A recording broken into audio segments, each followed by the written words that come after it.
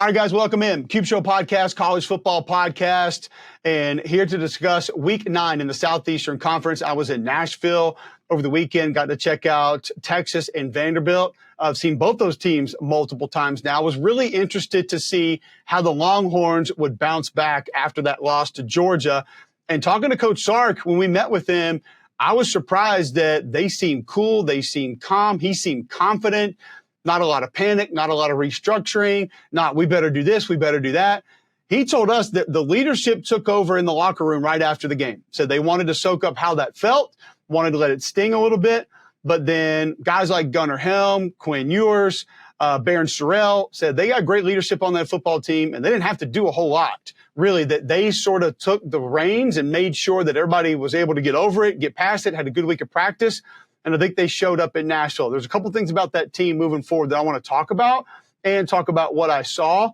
Always a great trip in Nashville. Love visiting with Clark Lee. Got to sit down with Diego Pavia again. I tell you, the guy does not shy away from competition or any type of confidence. He exudes it. At one point, he told us, we were talking about his teammates, like what he says to his teammates getting in and out of the huddle. He said, at the end of the day, guys, I tell them, don't worry about it. You got me. So I guess they got Diego, and they're going to be good. They took Texas to the brink, but they did not get the style football game for 4 quarters that I thought they needed to actually win that football game. First, you guys know we're brought to you by Wickles Pickles, wickedly delicious. Find them in your grocery store. If they don't have them there, tell the manager to get them or go to wicklespickles.com. Have them drop shipped to you. You can get hats, T-shirts, you got aprons, all kind of gear that you can get to support my friends at Wickles Pickles, and we appreciate them being the title sponsor of this podcast. Go check them out on Twitter, on Instagram, at Wickles Pickles. You can see all the cool things that they do with them and just get them to snack on like we do at my house. We love them. Wickles Pickles, wickedly delicious. Okay, Texas 27, Vanderbilt 24. So Quinn Ewers, tip ball right out of the gate, goes for an interception. Vandy takes it in and scores. This is exactly how Vanderbilt needed this game to go. Turnover early, points early, maybe try to make Texas panic a little bit, put them behind the 8 ball, back them into a corner. Texas didn't phase them. Now, there were mistakes made by the Texas Longhorns in this game. You look at the third down penalties, egregious, atrocious on both sides of the ball. Kept drives alive for Vanderbilt, stalled drives for themselves. They had a couple first downs that were actually called back. Those things have to go away. Those things have to clean themselves up if you're going to be Texas moving forward, because being a team that's going to be heavy penalized is not going to be one that I think is going to be able to go on and win a national championship. And this team does have the talent to go win a national championship. Another thing that Sark and his staff wanted to hammer to us, Quinn Ewers is our starting quarterback. There's no debate. There's no back and forth. This isn't going to be 2 guys playing. Quinn's the guy. And I thought he had good command. I thought he took control. After that interception, especially to then go out and complete 17 straight passes. He's completed a touchdown pass now in 19 straight games, 27 of 37, 288, 3 touchdowns. He did have the 2 interceptions. The other ball tipped again. And we're going to get to maybe why that's happening and if they can avoid it moving forward. But one of the things that this team has is speed. And Sark told me on the field before the game, we have to utilize our speed in this game. He said, I'd like to see us get a little bit more physical. I think they're capable of that. I think they can be that. They're just not really given the opportunity to be that. So this goes back to something Nick Saban said when they had Tua at Alabama. And he was asked about the offensive line in 4-minute situations, running clock down, trying to close out games, not being able to get first downs. He said, listen, we get in practice and these guys are getting good movement on a double team and the slant's coming over their head. Or we get in the game and here comes the slant and the quarterback's throwing the football. He's like, you got to go practice it and you got to go be that team. And not that I don't think Texas practices it, but so much is based on RPOs and quick throws. It gets into the back of your mind when you get good double teams, good movement that, they're just going to throw the ball anyway. Like it's hard to mentally get over that hurdle. And I think it's a mature offensive line. I think it can be a good offensive line. I think they get good help from the tight ends, but that's just a part of their personality and who they are. The difference is here in this game, Vanderbilt couldn't make the one-on-one tackles that Georgia could. So when they're going to spit it out to DeAndre Moore, when they're going to spit it out to Silas Bolden, they're going to spit it out to Ryan Wingo, balls in the flat, quick throws, balls out behind the line of scrimmage, you got to make those tackles. Vanderbilt couldn't do it. And when you can't do it, then they widen your defense out, and that's why they want to attack you in the middle. I thought Quinn Ewers did a nice job throwing the football to the middle of the field as well. He was accurate. He was on time, got the ball out on time. Couple slide protection breakdowns. If you watch the broadcast, we talked about it. This has got to stop. This is quick protection. This protection is designed to pick up almost anything immediately, and you've got a linebacker running through the A-gap, sacking your quarterback. The other thing that I like that Quinn Ewers did, he attacked pressure. So he saw pressure off the edge. That's where they would go with the quick throw right into it. And then they ran the ball. He checked to a couple runs away from that pressure, which was really nice because you had the numbers on the opposite side. Because when that pressure comes, the defense has got to rotate, and that's where we're able to find a couple of big hitters late. I love that Sark called a couple of run plays on third downs late in the game and a couple on third and long, and they were able to convert those. Like, that was big to me. That showed me some confidence in that run game. Jaden Blue, Quintravian Wisner. Wisner, by the way, has just been awesome. This young man in the open field, catching the football. Now, again, you'll see the extension of the run game where he'll motion out and they'll hit him quick. It's basically a toss sweep out there. Like, he can make people miss in the open field. He can run away from you. He has been exceptional. And the other exceptional piece of this offense has been Gunnar Helm. He's got a couple of nice catches on the year. He's doing a great job inline blocking. Like, he's just so valuable to what this football team is and does. And now he's got a little run after the catch that he's added to his game. And he's going to be a mismatch piece for them moving forward. Saw Amari Nyblack kind of get involved a little bit more in this game, which his speed is something that can really make this offense different. But at the end of the day, what I want to see from this offense is the ability to turn on that north-south run game whenever they want. And right now, I think it's a little bit by happenstance. When teams give them the right looks and do the right things, then they'll sort of turn to it. I thought Vanderbilt played hard defensively. I thought they did some good things inside, trying to stuff up some of the run early. I thought they ran to the football well, obviously got their hands up in pass rush situations. Some of the pressures that Clark Lee brought, I thought were probably what they needed to do, had to do to be able to affect the quarterback.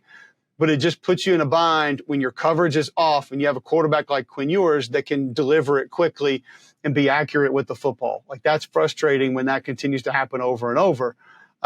Kicking game, I thought pretty good for both teams. And kind of help some things over the course of the game. But go back to penalties, and I really do believe that that's why Texas sort of got bogged down in this game. And untimely penalties, 10 for 107 with those 2 turnovers, that's going to keep Vanderbilt in the game. The difference was they were able to step on the gas and be able to get some touchdowns. The other thing, too, is red zone for Texas. 64 rush attempts on the year, 50 pass attempts in the red zone. They actually have more passing touchdowns in the red zone than rushing touchdowns, 16-12. But their red zone touchdown conversion percentage is 13th in the nation, so it's actually really good. But they get down that first trip in the red zone, and it's quick throw to the flat behind the line of scrimmage, quick throw to the flat behind the line of scrimmage, quick throw to the receiver at the line of scrimmage, and then on 3rd and goal, it's the little out route for the touchdown, and you're kind of thinking, man, I thought we might see some bully ball right there, but decided not to go with it. So it's good to have the options, but there are going to be times when this team's going to have to lean on the run, and I want to see them be able to do that. 9 of 15 on third downs. So the Texas offense came to play. They showed off their weapons, and I never felt in the booth like this game was really in jeopardy for Texas. Would you like to see them, nail the coffin shut and step on their throat, maybe finish them? Of course, but it's a gritty football team that they were playing on the road, so it's going to be tough to make that happen. Flip side for Vanderbilt. They're a team that's just going to have certain things go their way. And Diego Pavia is not a guy that's going to beat you from the pocket. He's not a guy that can sit there and pick you apart, especially against a group that can pressure. And the Vanderbilt offensive line wasn't going to be able to hold up. The key to the game, in my opinion, was the middle of the Texas defense. Because when you see Pavia run that little zone opposite read, and he'll pull it and he'll run flat line option, or he'll drop back, or he'll hand it, or he's got the bull pop passes off of it.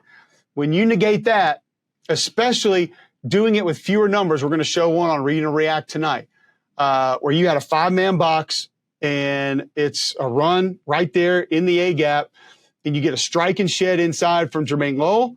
And then I think it's Alfred Collins, Baron Sorrell, one of the others, like kind of in a 4-eye, where he sort of sets the edge and he forces that thing outside and ends up making the tackle. You do that with fewer numbers, you're going to be fine on defense. And Pete Kwiatkowski told me they wanted to play more 3-down to change the overhang reads a little bit for Diego Pavia. but they can go 4 down if they need to. And that's what I think has gotten a lot of the hype this year. Colin Simmons has been great. He's awesome. Trey Moore showed up for this game. He was good in this game. He can come off the edge. They'll take Anthony Hill Jr., put him on the edge, linebacker number 0, and he's got juice there. That and Baron Sorrell, I talked about the versatility last week where he can go out and in. Him being out, he can play out there. Ethan Burke helps you out there. He's got good length. He batted a ball down. That's all fine and dandy. But when you get Big 99 and 95, and when you get Bill Norton inside, and those guys are eating blocks, forcing things to bounce, making life difficult inside, that's where this defense can be different. And that's what I think they have to have moving forward if we're talking about an SEC championship game berth, an SEC championship, or a national championship, or even a long playoff run. Like, that's the part that has to show up. And it showed up in this game. And that was the part that you had to take away. And they did a pretty good job of it. Offensively, when you can't get that run play going for Vanderbilt, Cedric Alexander's not going. It kind of negates some of the jet sweep stuff to A.J. Newberry because now you have extra bodies to devote to it. Diego Pavia can't manipulate the reads as much, and it really does bog things down. And like I said, outside of Eli Stowers, it's tough for them to get that drop back game going. A lot of it's predicated on play action, on movement. And you can only run sprint out in the 2-minute drill so many times. However, I give Vanderbilt a lot of credit. They played hard. They made some things happen. They made some things go their way. Pavia was 16 of 29, 143, 2 touchdowns, 2 picks. One of those just forced late. It was just a bad idea. He ran 16 times for 67 yards and a touchdown. Alexander just 10 for 32. It just wasn't enough.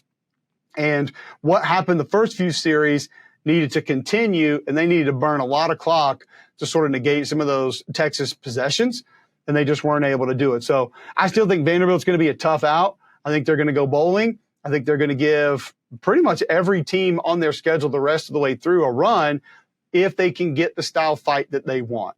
And that's one thing that they do have, fight. I mean, you give them credit for that. Like, Clark Lee has changed the mentality, changed the attitude of this football team, and they operate in a very different way. All right, guys, I want to tell you guys about True Classics. Best-selling T-shirts, hoodies, jeans, in packs of 3, 6, and 9. These are premium products at an affordable price. One of my biggest issues is finding shirts that just plain and simple fit. Long sleeve, short sleeve, whatever that is. But I need T-shirts that fit. And True Classics has that now because usually you get them and the belly's just way too big, or the belly and the chest fit perfect, but they're too short. Nobody needs a little shimmy shirt to be wearing around at our age. Fall and winter must-haves. You've got long sleeve Henleys, waffle hoodies, jeans, button-ups, joggers, and more. Activewear, moisture wicking, quick dry, odor control, all from True Classics. Ultra comfortable, perfect fitting essentials, and that makes for the perfect gift for just about any man in your life. If you're ready to upgrade your closet, shop now, unlock big savings during their huge holiday sale. Go to my exclusive link at trueclassic.com/cube, C-U-B-E, and you can save big. trueclassic.com/cube. Listen, support the show and go check out True Classics ultra comfortable, perfect fitting essentials. They make the perfect gift for the man in your life this holiday season. You can mix and match clothing that's going to work with your lifestyle. 100% perfect fit guarantee. They've got easy returns as well, so you're not going to have to worry about that. These are premium products at an affordable price. Hoodies, T-shirts, jeans, and more, and they're going to fit because I'm a bigger guy who has a different size fit and I can't get things off the shelf. True Classics had it for me, and I love them. Wear them all the time. You're going to love them as well. Trusted by over 4 million customers and with over 200,000 reviews. True Classics ultra comfortable, perfect fitting essentials are for you. Go to trueclassic.com/cube. That's C-U-B-E. trueclassic.com/cube and save big with some holiday cheer from True Classics today. Another massive matchup over the weekend that I'll just go ahead and jump to, Missouri and Alabama. I think it turned out a lot different than what we thought. 34-0 Bama gets this one. Now, you got a quarterback change, and yes, that's a problem. Drew Pine is just not capable of running the offense. Brady Cook understands how to work the mesh. He understands the quick throws. I think he knows where to get the ball out, how to get the ball out on time and where to get it. And Drew Pine is just not there. The first interception to Malachi Moore, I can't even explain it. I have nothing for you as to how and why that took place. You get pressure on slide protection. That can't happen. You get a twist on the left side where the penetrator's getting pressure and the loop man's coming around to get pressure as well. And they had to get the stretch play going. That's what they build the offense on, and it wasn't there early on. I didn't think the offensive line played with as much intensity as I usually see from this group in other points of the season. Usually they fire off the ball, they finish. Didn't see that from a lot of these guys, specifically left tackle. Left tackle got beat a couple times. Felt like he was playing light, like he looks lighter than he was. He was playing high. His pad level was too high. It wasn't off to a good start there, and that keeps a lot of the window dressing from coming in. That keeps a lot of the play fakes from happening that they build a lot of that stuff on. And when they want to level things out and go with some of the mesh concepts, you have to have that move and take advantage of it, and they weren't able to do it. When they did try to do it, one thing that was very different than what it was early in the season, and maybe even from just a couple of weeks ago, were the Alabama linebackers. I thought Jihad Campbell played much better. Deontay Lawson played much better. Justin Jefferson played better. And it might not have been 20 tackles. It might not have been 8 tackles for loss. The main thing that I saw when you're watching the film is you don't see their helmets doing this before they react to plays. There was much more just reacting to the play and getting to either their gap or getting to where the football was going. That's a great sign for Kane Womack's defense, a great sign. Because to me, there was a lot of thinking, there was a lot of processing, and there was a lot of looking around early in the season that was causing them to miss plays and causing them to miss tackles. It didn't happen as much. You also got some guys up front that continue to come into their own. 22 continues to play well up front for Alabama's defense. LT Overton is becoming a force on that defense. Hunter Osborne, 33, I thought, made some plays. Like, he kept the center off climbing to a double team a couple of times, like when he was in there a little bit later. Like, he showed you he can be a guy that helps. Tim Keenan had some good reps inside, sort of eating up blocks, penetrating a little bit. Jamarian Latham, 20, did some good things at the point of attack. So, I think, too, when you talk about 23, again, rushing the passer a little bit, getting those hands up, like that led to the interception that Four had a little bit earlier in the game. So that defensive line is beginning to grow, beginning to come into their own a little bit. And I think the further we get down the road, 90 had a couple good reps out of defensive end, 44, Damon Payne did some good things. Like, they did a nice job holding their ground against the stretch play, didn't get displaced on gap scheme runs, didn't over pursue. I don't think the rush lane integrity was as important this week as it was in previous weeks. Quindavis Robinson, I think, did have a couple good rushes off the edge, but there wasn't a ton of real, you didn't get 20, 30 reps of drop back. Tim Smith had a couple good reps in there. Like, he did a pretty good job. But like I said, that offensive line from Missouri just didn't play the same way. And at one point, you were down your quarterback. Nate Noel's not in there. He's kind of your little spark plug. You weren't able to get him going. So you weren't going to be able to force feed the football to Luther Burden just because you didn't have as much feel. Then you're chasing points, so it just kind of changes the whole dynamic. I did think Brett Norfleet did some good things for Missouri, both blocking and catching the football. It's good for them to get him back because they have to have him moving forward. He's just a big piece of what they do. I thought Missouri had some drops early in this game. That was a little bit of a problem. But either way, when you had one, I think it was, I'm trying to think who the receiver was, and I don't want to call his number out because I don't know, but like a little route up the seam, like almost a little post, and Drew Pine pegs him right in the elbow. And he didn't even turn to locate the football. So it's miscommunication on somebody, but that was the kind of day it was for Missouri. And then on the other side of the ball, like, I'll just go ahead and say Marvin Burks plays hard. I love him. The kid's not afraid to hit. Number one for Missouri. Kudos for coming down in the box, trying to make some things happen. Johnny Walker, 15, had a couple nice reps for Missouri's defensive line. Christian Williams, couple good reps, did get displaced a little bit. But goodness gracious.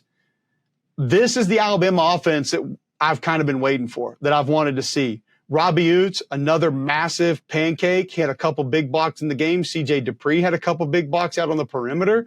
I think he had 4 tight ends play in this game. All of them helped in the run game. And they got downhill. And they got downhill with authority. This was the physical portion of this team that came out that I thought was in there. Now, are they going to live here moving forward? I don't know. I can't answer that. But it felt like they wanted to live there in this game. They did a good job with it. Some counter, some power. They ran duo where you're focusing on your double teams up front, and Justice Haynes would just get north and south with a late cut. What that did is you saw those safeties, like I mentioned with Burks, flying down to the box. That's what's going to give you your one-on-ones on the perimeter. Get those safeties involved with having to come up and stop the run. There were a couple of runs that didn't bust out late where when you watch the wide copy of the film, yes, now McElroy, I watched that, the safeties are literally sprinting down, like as soon as the ball snapped. You start getting that, and that's where the home runs are going to come from. Jeremy Bernard made a couple nice catches. Ryan Williams, I think he missed one or two, but had a pretty good game overall. Good to see Emmanuel Henderson getting involved. Kendrick Law being back helps a lot also. Like, he just brings a different attitude, demeanor. Like, you can tell that things are a little bit different when he's in the game. I thought it was good to see him back. A couple nice blocks, a couple catches, and like him being involved just makes a difference. But for the second straight week, I thought Jalen Milroe's feet were just off, sloppy a little bit. Now, he slipped actually one time on one throw, and I do think he had a couple drops. There are a couple balls down the field that could have been caught, but he missed a couple as well. When you're running the ball like this, it doesn't matter because the way the game goes, you're controlling it, you're controlling the tempo and the pace of the game, and it's not a big deal. But you want to see this get cleaned up for him as they move on. At the end of the day, Tyler Booker, I thought, had the best game I've seen him have in an Alabama uniform. Defensive lineman in the run game, defensive lineman in pass pro, up on linebackers, combo blocks. I think he had 7 different Missouri players at different times on their backs in some form or fashion. Parker Brailsford played great. Proctor, after he had the pass pro miss and gave up the sack, he stepped it up and kind of got it going as well. The right side was fine, but center left, especially center and left guard, unfreaking believable in this game. I'm not just saying this just to say it. I think Tyler Booker, that's the best game he's played.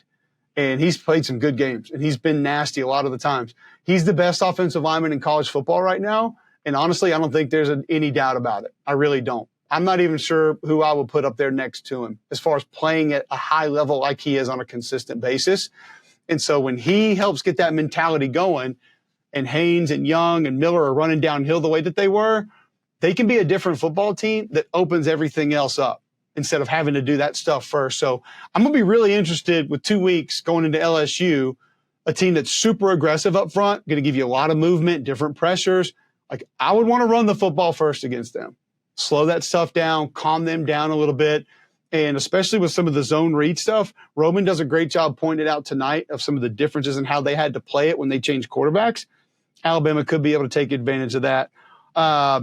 Missouri had 39 carries, 167 yards. Bama had 37 for 271, 4 rushing touchdowns. Drew Pine, 6 of 12, 42 yards. Brady Cook, 7 of 12, 30 yards.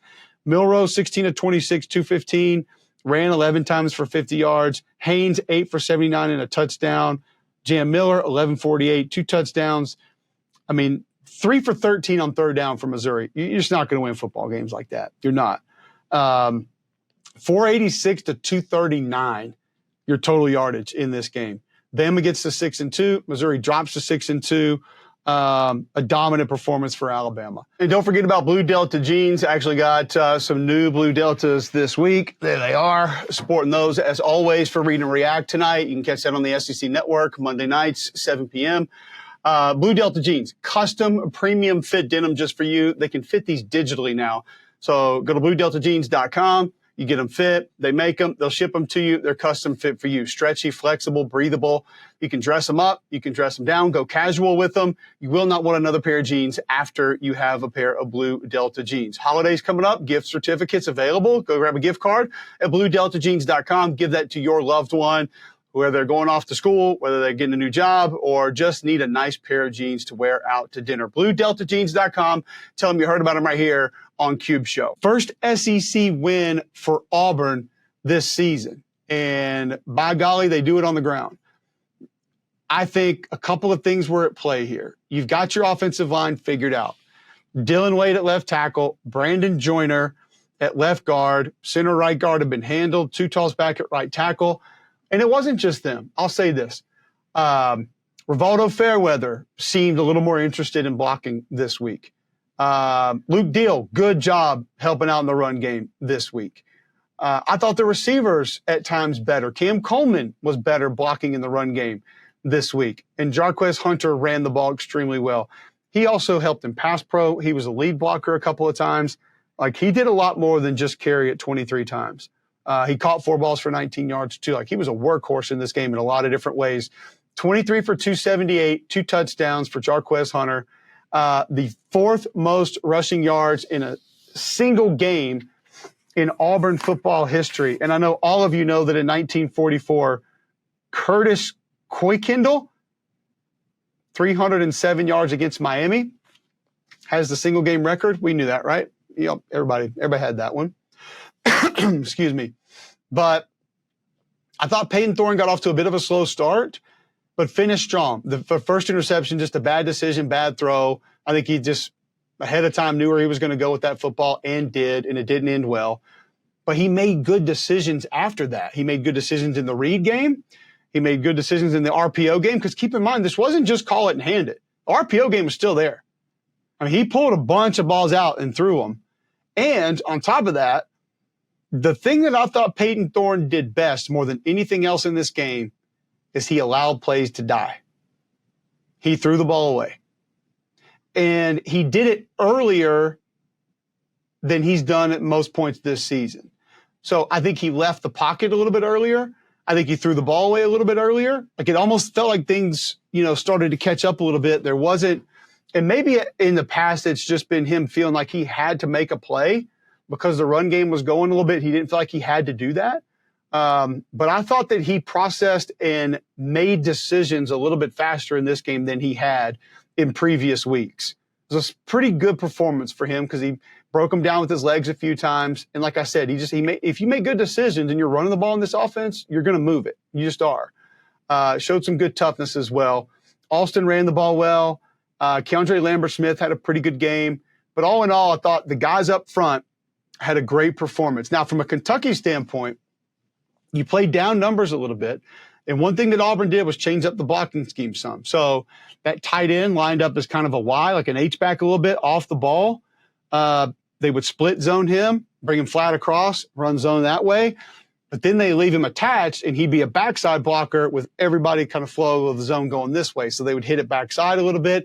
Then you get some of the gap scheme runs with some motions and the ability of the quarterback to keep it, different read plays, RPO off that. Like, it was a confusing day for the Kentucky defense, which is surprising because it's a veteran defense. This is the second game in a row that I haven't seen the kind of fight from a Kentucky football team that I'm used to seeing, that I need to see, that Mark Stoops has built that program on. It's just not what you're about. It's not who you are. So somehow they got to find a way to get that back. They got to find a way to get that street fighter back in them, because I've said for a long time, Kentucky might not be the best team in the league, but they're the team that you don't want to face in a back alley brawl, because they ain't going to quit, and they're going to punch you, and they're going to expect to get punched back, and they're not going to mind it. Not one bit.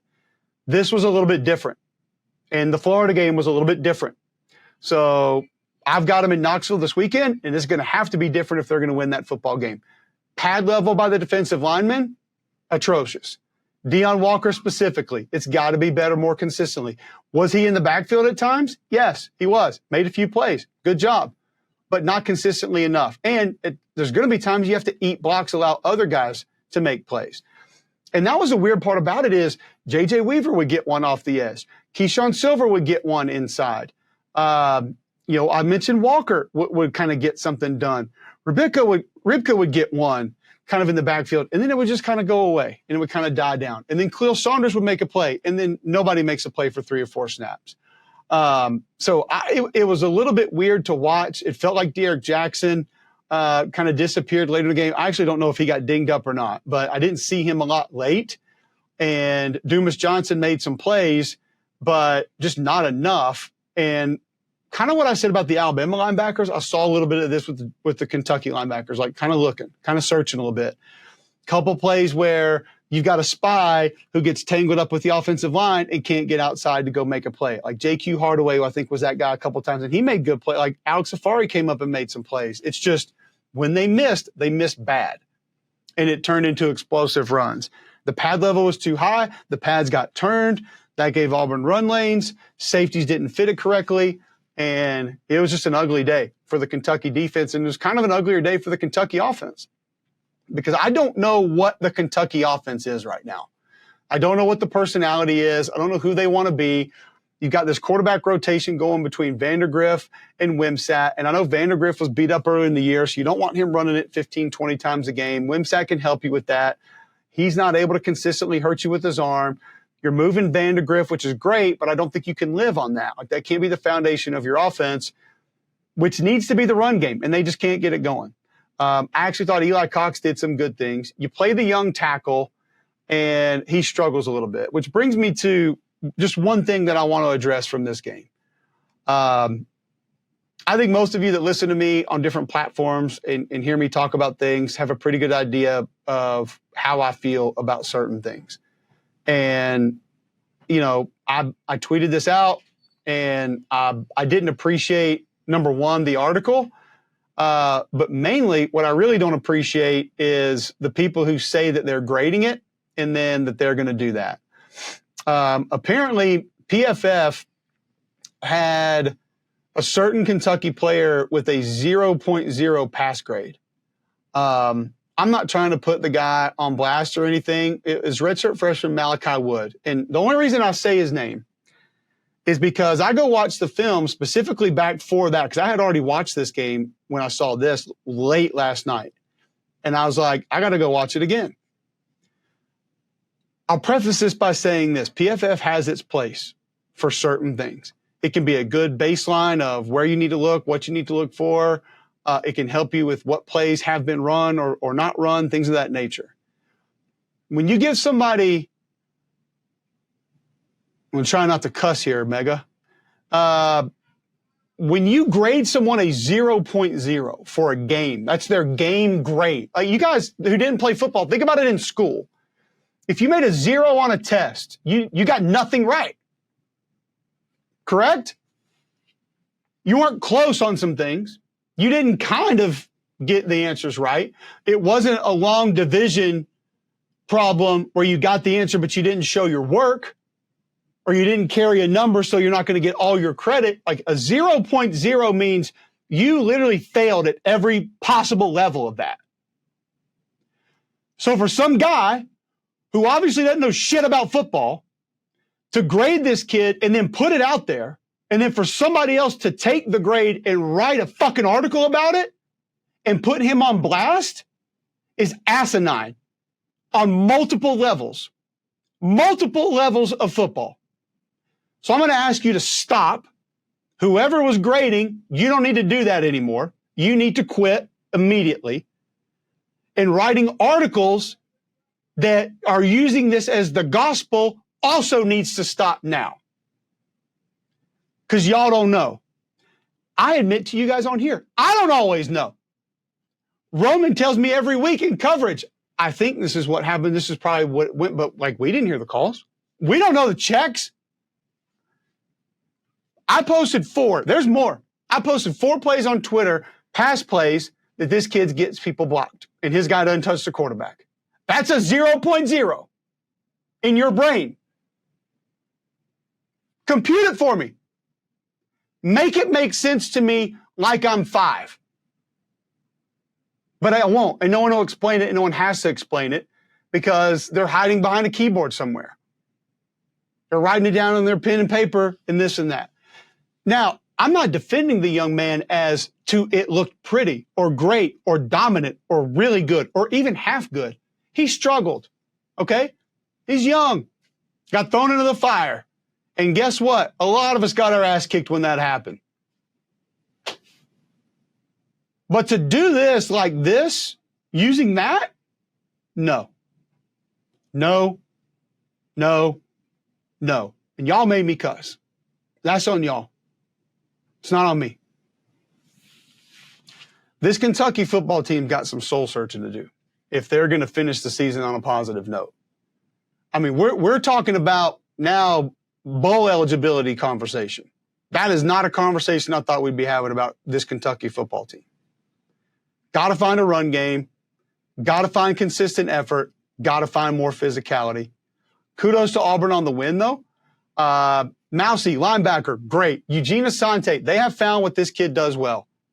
And it is see ball, get ball. Literally, Eugene Asante, here's the gasoline canister, pour it on your hair, here's a matchbook, go get it. And that's what he does. Like, I think DJ Durkin understands that this kid can pressure and this kid can chase people down. Just light him on fire and watch him explode. Just go attack. Attack mode every play. Fine. If he's good at it, do it. Keldrick Falk, great on the edge, great against the run, great in pass rush situations. Hell, I even saw 19 run over a running back in pass protection.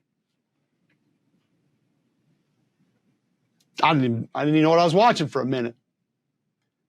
22 flashed inside a little bit. I thought Keon Crawford off the edge, and I thought Jalen McLeod off the edge. They didn't get a bunch of numbers, but they affected the pocket. They made the quarterbacks get outside the pocket and run, and that's what it's all about. It's not all about sacks all the time. Affect the pocket, make things happen. 97, Quintrell Jamison Travis, he just keeps playing solid football. He's not flashy. He's not exciting. But he's got some war daddy qualities inside where he makes everybody else's job easier because of the dirty work he does inside. So I feel like DJ is really starting to figure out what individual guy, like Jaron Thompson, come down and play the run, man. Like, don't man him up all the time. Let him come down and hit people. He's good at that, and he likes to do it. And then, there you go.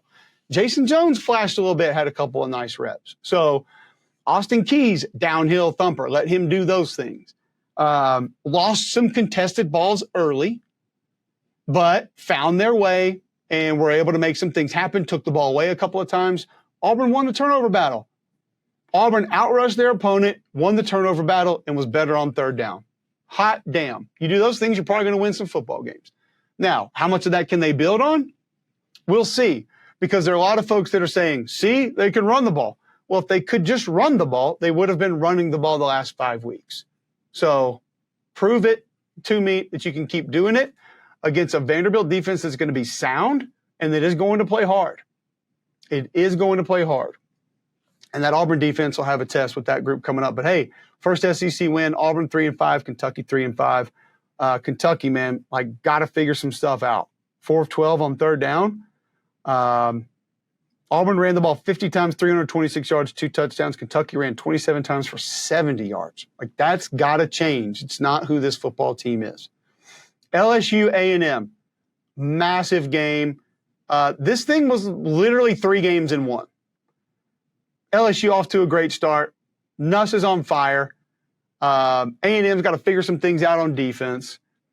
They get some things figured out. They start dialing up some pressures. They start causing problems. They take the ball away a few times. They make the change at quarterback, and they find a way to win at home. Awesome environment. Kyle Field was on fire. You give Elko a ton of credit for making some tough adjustments in game. What they did up front, what they did with their pressures, I thought was super impressive. What they did running the football probably stuck out more than anything. This is an offensive line that just keeps getting better and better and better. If we were grading offensive lines, where we've already talked about, be careful with how you judge that and use that and talk about that. If we were grading offensive lines from start to finish and where they are now, A&M probably the most improved group. 61's playing great at center. I mean, zone scheme, hat placement, hand placement, finish. Reed Adams at guard, 55, mauler, like gets after it. So you played 2 right tackles and you played 2 left guards, and Zune's out there. He gets it done at left tackle. I still don't think he's a strength, but whatever. We can agree to disagree on that. It's fine. I didn't think it was all on Connor Wigman early. I thought there were a couple drops. I thought he had a couple decent throws that could have been caught, one over the middle, one outside. And then some of the pressure kind of got to him. I do think that he feels like he's in a hurry often. Like, it's when he gets into the pocket, he really struggles to find his calm. And it's just like, and the ball's got to get out. The run game can help with that, but it's just he never seemed to settle. Like, we're going to talk about Jackson Arnold in the second, same thing, but he did start to settle. Like you saw him visibly calm down as the game went on. You didn't get that from Connor Wigman. But he's got ability, he's got talent. The run game, it goes to show you what quarterback run can do because it forced LSU to play him different. First play of the game, zone read Wigman, and there's a tight end to the left, backs coming left to right, and there's just green forever because the outside linebacker and end just washed down. They could give two rips about a potential keep on that play. Just didn't care. Later in the game, had to respect it a little bit more.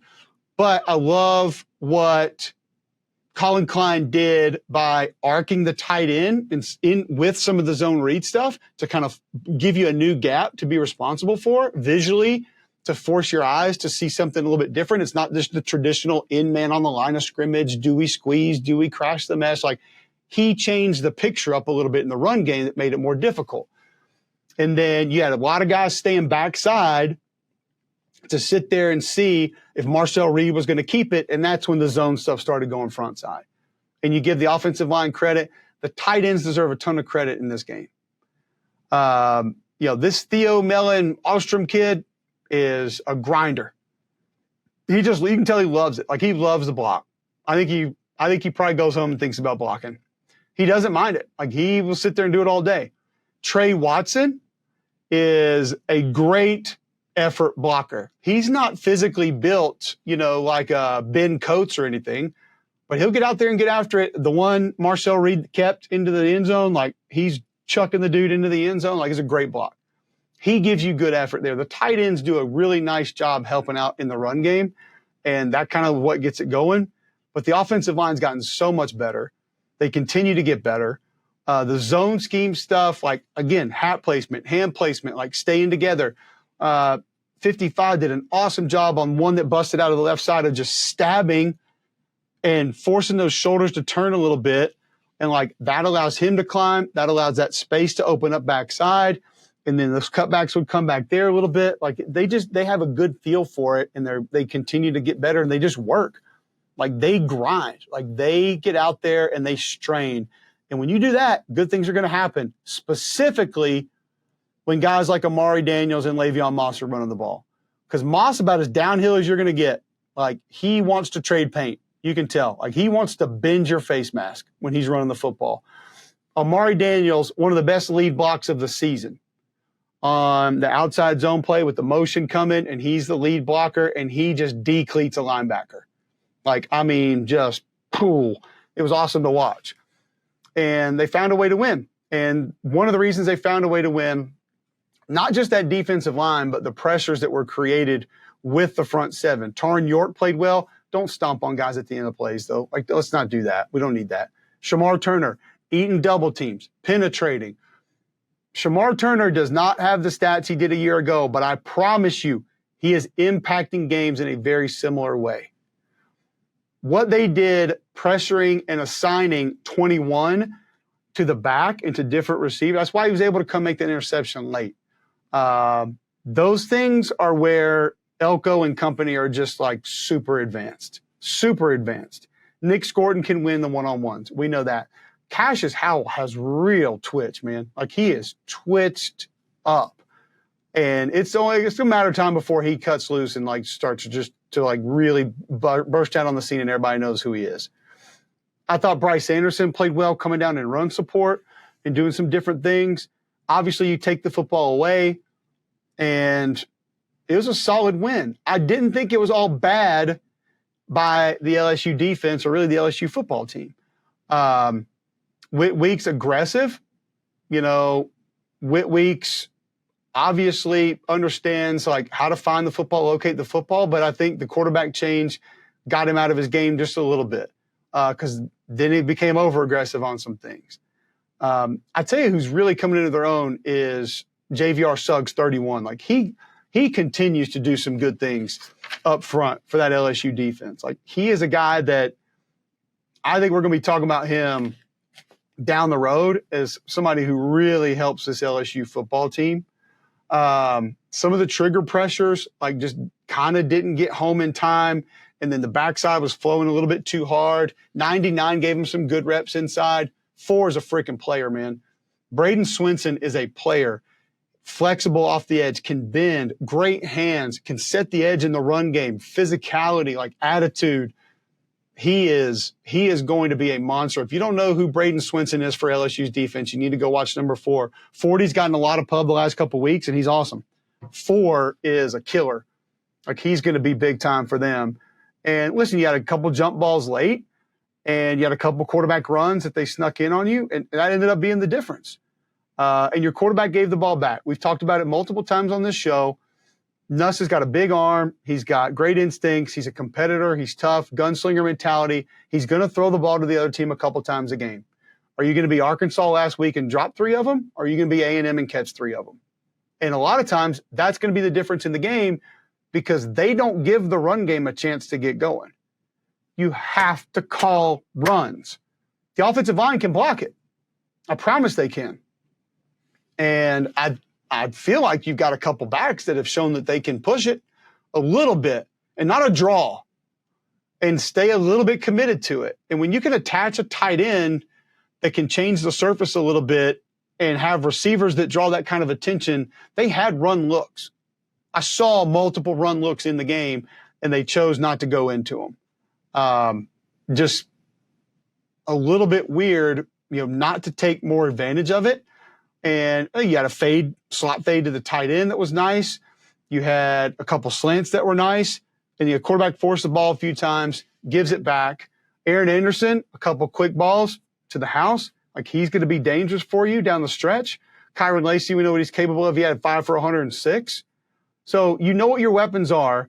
It's just the ability to build around a couple of the things that they're really good at sort of does not seem to be happening. And you heard Brian Kelly talking about after the game, like, this can't all be on us. We got to run the football. We got to be balanced. And then 2, defensively, as aggressive all the time. Is it necessary? Sometimes yes, sometimes no.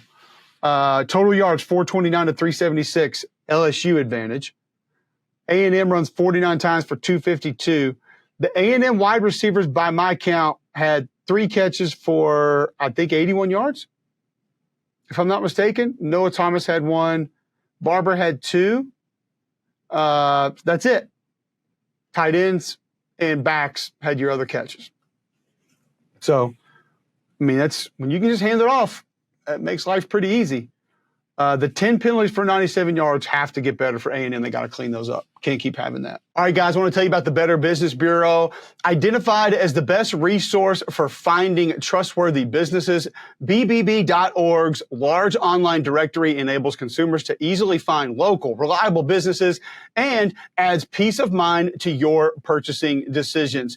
Read customer reviews, see photos, find contact information and more on local businesses right here in the state of Alabama or anywhere in the United States. Whether you're a consumer looking for a reputable organization to do business with or a business owner looking to build trust among your consumers, BBB is here to help you. Be sure to check it out at bbb.org. Go in there, put your zip code in, Central South Alabama. They want to help you grow your business, digital billboards, websites, web design, designing traffic to your business online or foot traffic to your store. Better Business Bureau wants to help. Go to bbb.org to find out how they can help you today. All right, Oklahoma, Ole Miss. Ole Miss just kind of sloppy in this game early. Ole Miss gets to win 26-14. They get to 6-2. Oklahoma goes to 4-4. Jackson Arnold, 22 of 31, 182, 2 touchdowns, no picks, ran for 39 yards. Jackson Dart, 22 of 30, 311 yards, a touchdown, no picks, ran 8 times, 24 yards. I'll start with the Ole Miss offense. I like some of the run scheme stuff that they changed up. You had like a little running back counter motion, but it turned into like an outside zone play. They changed that. They had like same side, what looked like split zone duo. So the tight end's coming across, but you're running it downhill from the left side and kind of blocking it like duo, a couple double teams there. You had the kind of a jet sweep, like power read that they ran off of. You had a screen off of that you ran. Like the new wrinkles are there. It's just the traditional runs are not going. And the offensive line doesn't look like they're on the same page a lot. I do think that you're getting pretty good reps from the tight ends. Priestcorn had a really nice game. catching the ball and helping out inline blocking. I thought he did some good things. He helped him out a bunch in the intermediate passing game. Like, he was kind of the safety valve, and he was there a lot. Daquan Wright caught a couple balls, did some good things, blocking as well. But for some reason, that traditional run's not going, and I'm wondering maybe tempo has something to do with that. First downs, where they're getting, how they're operating. I don't really know. I know the quarterback's taking too many hits still. And y'all are going to tweet me and tell me again that I'm wrong, that your offensive line's good, and they're not playing well. It's sloppy. It's getting beaten one-on-ones. It's not trading off twists. Like, I don't know what to tell you. That group has got to play a style of football with more continuity. They have to play with more chemistry. They have to play together better. And I just don't see enough on that. I thought they did a nice job hiding the tight ends, like on some play action stuff and some throwback stuff where they kind of knew that they were going to be open. But the explosive plays, you can understand that they were sort of dialed down a little bit with no Trey Harris, but you still had Juice Wells. Jordan Watkins, Caden Lee both made a couple of decent grabs. It's still a nice win because Oklahoma's defense is legit. So part of this is going to be due to that, because when you watch Danny Stutzman play, you see 28 in person, you get it. Kip Lewis flying to the football. Billy Bowman came down and made plays from safety spot. I thought Robert Spears-Jennings made a couple of good plays. The defensive line, Grayson Holton, 56, continues to be super solid. The run twists were giving them problems. Like, they show up time and time and time again. Jaden Jackson is a problem inside. Then you get the edge guys like Trace Ford, who shows up, and all of a sudden he's bending things back inside, and he's getting to the quarterback. Dejon Terry inside making plays. Ethan Downs off the edge. Like, they've got players, man. They got real players at almost every spot. So that's a part of the offensive struggles for Ole Miss. So I'm not overly down on all of it. It's just I do think the offensive line's struggling a little bit, and it's got to find a way to clean itself up. 31 carries for 69 yards. It has to be better, and that's only on one sack. I thought Jackson Dart made some really nice plays on the run. The one where he's rolling to his right, I think it was a 3rd and long, and he kind of floats it up there as he's getting pulled down from behind. Like, that was a great play. Jackson Dart's tough, man. Like, I don't question his toughness. I don't question his grit, his determination. He knows the scheme and the system well. Like, he operates it. Stutzman had 9 tackles, 1 TFL. Ole Miss had 10 sacks. So defensively, they also showed up, and they showed up front. Perkins off the edge, super active, 4 sacks. He's a big-time player. He does a lot of different things for him. And his pass rush ability is getting better and better. His awareness as a pass rusher getting better. Pegues was good inside. Thought he took a couple plays off, but he did some really good things. Princely off the edge, he's different. Like, he was a problem. The left tackle for Oklahoma just struggled. No depth. Got to get depth in your pass set. Can't open your hips up immediately. It was a consistent problem over and over and over. I understand what they had to do to help the young quarterback out in this game. However, it got a little bit too tricky at points in time. Like, there was a little much of I think it was like a long drive. You get down towards the red zone and you try to reverse pass. You just run some, come on. I will say, though, Jackson Arnold settled early on. Everything was a fastball. It's like, bah, bah, bah, bah, bah, bah, bah. He's throwing 100 miles an hour. He kind of settled down a little bit later, changed up the tempo and the velocity. Now, you still see, once it gets past the quick game, he's not very comfortable. And he panics a little bit and not really sure where to go with the football. But they gave him some easy stuff to be able to sort out. I like the quarterback run stuff that you had. So it was going to have to be some of that. But, you found a way to move it on the ground a little bit. It's just the drop back game wasn't going to be there. Not enough juice at wide receiver. Can't hold up on the offensive line. And quarterback, not being able to find his calm. Jared Ivey, good game. Kari Coleman, good game. Ivey, 15 off the edge, did some really good things. I like what I saw from him. And, it was about what you needed. Walter Nolan early, not so much late. I think he got dinged up at one point in the game. But either way, you get an SEC win and you kind of move on. There are a lot of correctables for Ole Miss, but there are a lot of positives and a lot of things that stick out that I think you're going to be able to lean on and potentially could help you win some games down the stretch. Oklahoma 4-4, Ole Miss 6-2. 50 carries, 147 yards for Oklahoma. 15 TFLs for Ole Miss. You're that disruptive, you're going to win some games. Like, just bottom line, you're going to win games. But like I said, I like some of the run game variation that they tried. Just got to get more continuity up front on that offensive line if you're going to consistently be able to make it go. All right, finally, Arkansas and Mississippi State, 58-25. Arkansas goes to 5-3. Mississippi State's 1-7. Taylon Green out of his mind in this game. He's breaking ankles. He's jumping over guys. He's throwing on the run. He's outrunning defenders. 23 of 29, 314, 5 passing touchdowns. Did throw a pick. It was bad. He also ran 8 times for 79 yards and a touchdown. He kept multiple plays alive. But what I really liked in this game was Braylon Russell.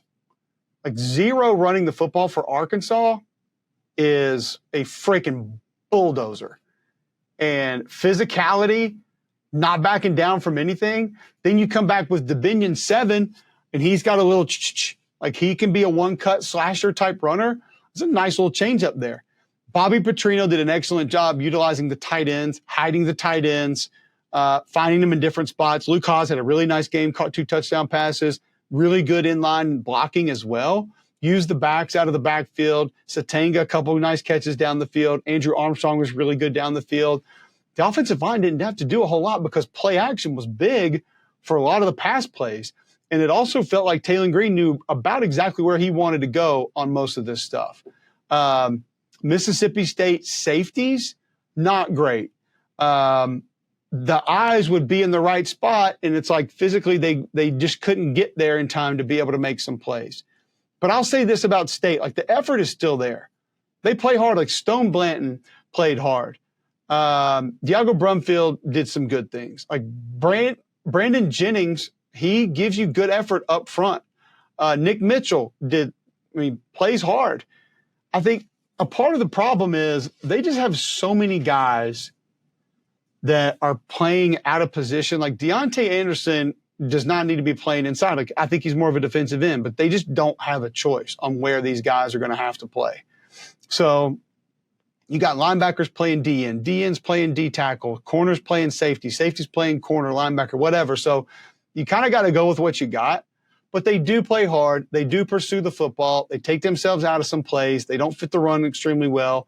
A lot of it is attempted disruption, and I get that, and I understand that, and that's probably what they have to do and where they have to live. Blanton cleans a bunch of it up, but he can't clean it all up. And play action, movement, split zone, motion, changing formations, like misaligned, all that stuff kept getting them. And it's frustrating to watch. I get it, but feel a little bit better with the fact that they're playing hard. And your quarterback is growing up. Michael Van Buren continues to grow up. Like, he made some big-time throws. He got hit a bunch. He made a couple bad throws. 22 of 31, 309, 2 touchdowns, 2 picks. Davin Booth runs hard. Johnny Daniels runs hard. Like, when they get north and south, they get going.